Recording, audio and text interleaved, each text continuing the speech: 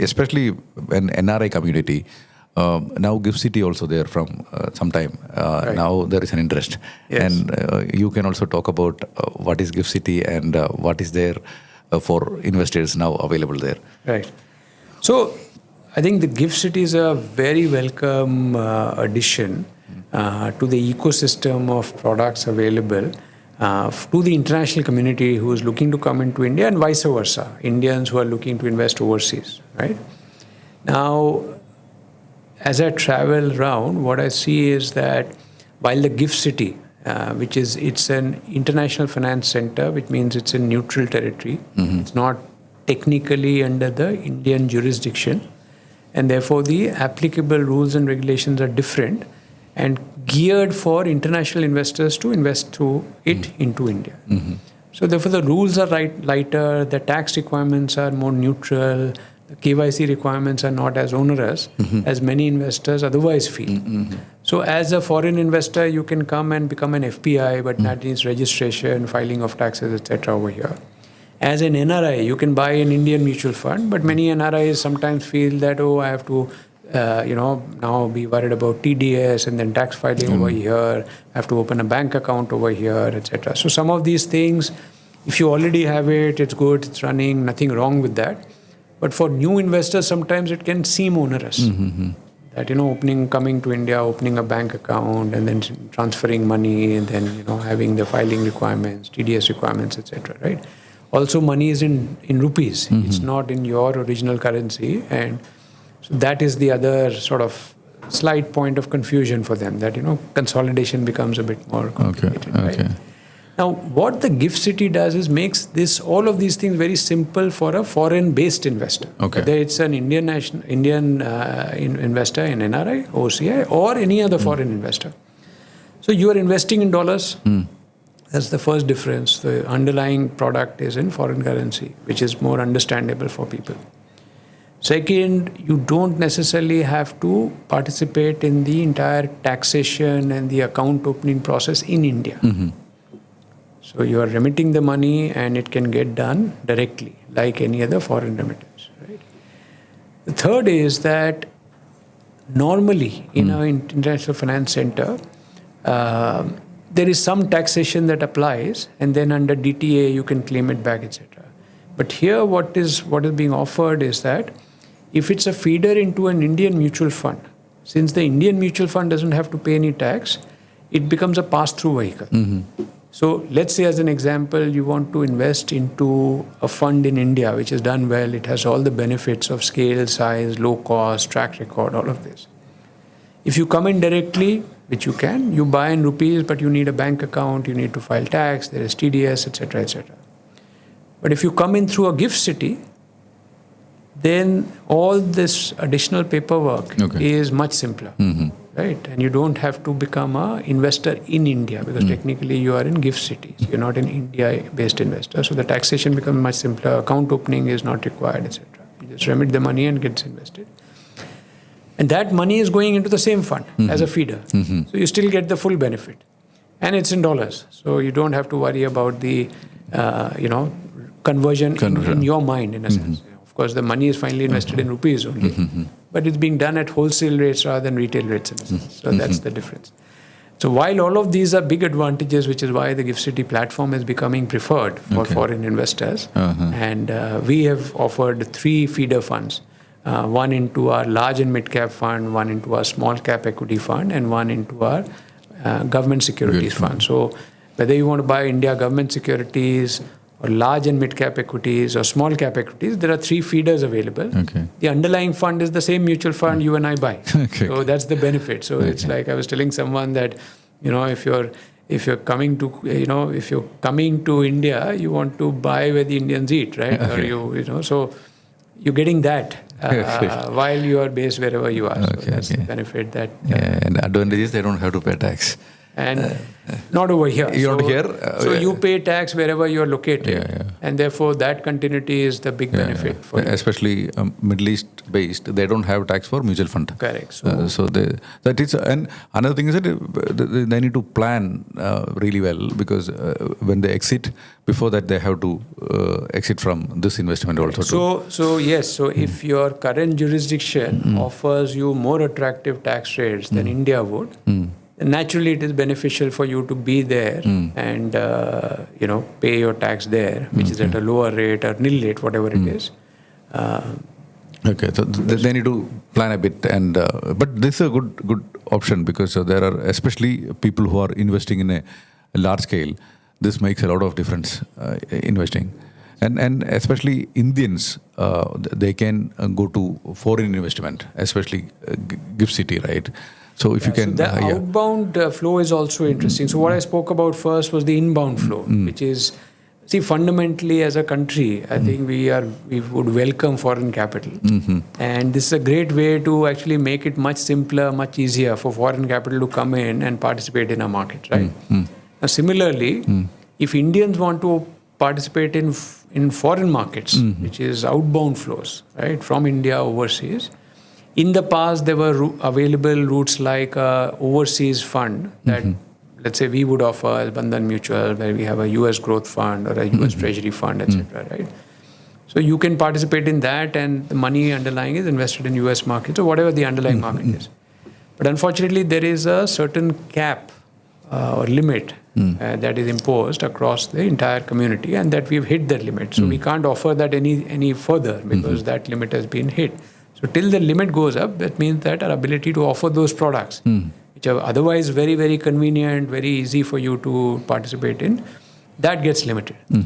So what a lot of investors who still want to invest overseas are choosing is that there is a liberalized remittance scheme under which you can remit up to $250,000 per individual per annum. You can use that, but instead of going to some other jurisdiction like Dubai or Singapore or London, you can do it through GIFT City. So opening an account in GIFT City, which is in Gandhinagar, just outside Ahmedabad, with familiar banks that you already are maybe working with, and then using that route to actually participate in foreign markets becomes the other very attractive way for them to use this. No, that's good. That's good.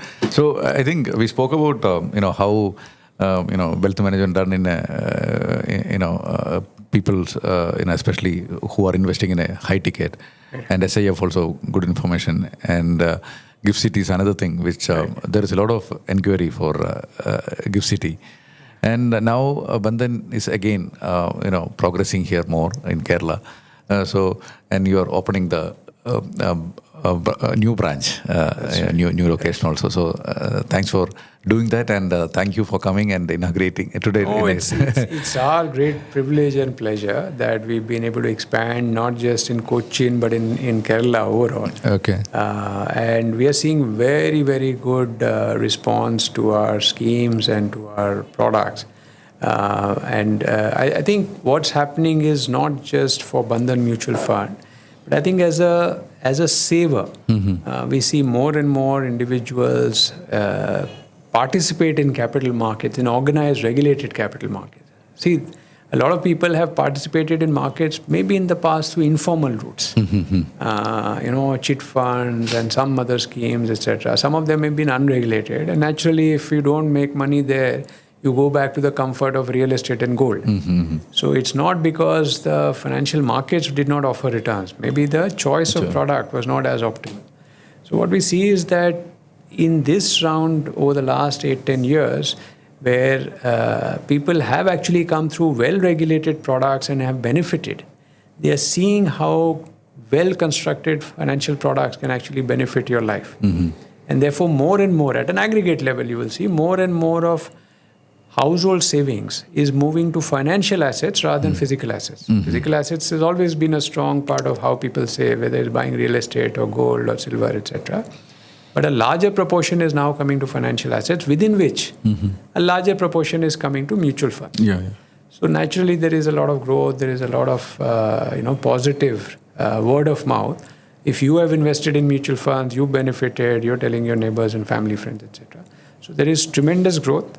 I'm happy to see it's very stable growth. We don't see any excesses per se that makes us so worried about it.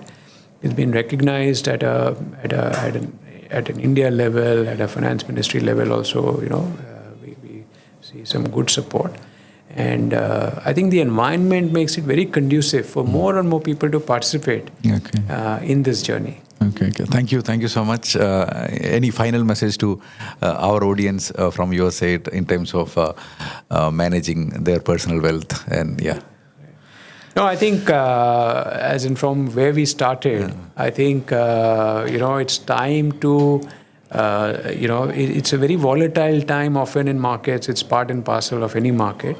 But I think the key principles or the classic principles of investing we should keep front and center, which is a lot of money management is about behavior management.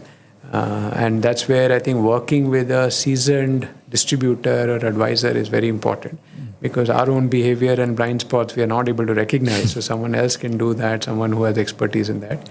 I think being too fearful or too greedy is always an excess on either side, right? But when the market is very fearful, you can afford to take a bit more risk typically. And sometimes when you see that a meltdown is happening because people are overly worried, as the saying goes that this too shall pass. And this the cycle will turn at some point in time, provided you are patient and you're not working with leveraged capital, that loan-based capital, right?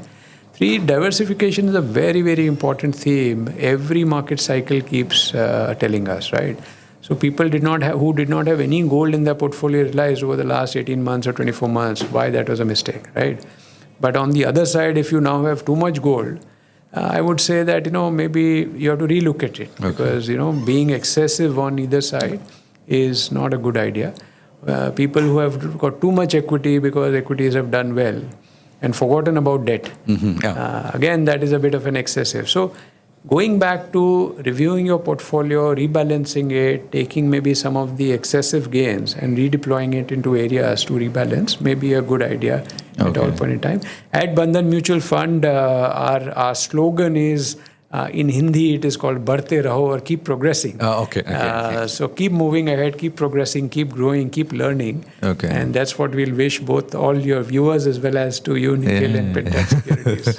Thank you so much. I associating with not only Bandhan, even before IDFC also. One thing which I always respect your AMC is that the way you have educated people about investing simplified, educate 188 and everything. Right. That is a great initiative, and I think, and even now also, I always respect that new initiative to teach people how to be in the market and behavior management and everything. So keep doing it, and a lot of learning. Looking forward from you. Thank you so much. So our latest awareness initiative is highlighting 2 behavioral biases. I'll take just a second for all your viewers. This is a classic bias, but I still want to repeat it because sometimes it's timely. One is overconfidence, because sometimes we think we can do it on our own, and then repeatedly the market actually humbles us and says, no, you can't do it on your own. The second one is following the herd. That sometimes we find comfort in company. That's so everyone is doing it and therefore I should do it. I think it's time to just remind ourselves that no, following the herd is not necessarily a great investment strategy. But it's true. I think that reiterating that message always help. Thank you, sir. Thank you. Thanks. Always a pleasure speaking to you, Nikhil. Thank you. Thank you.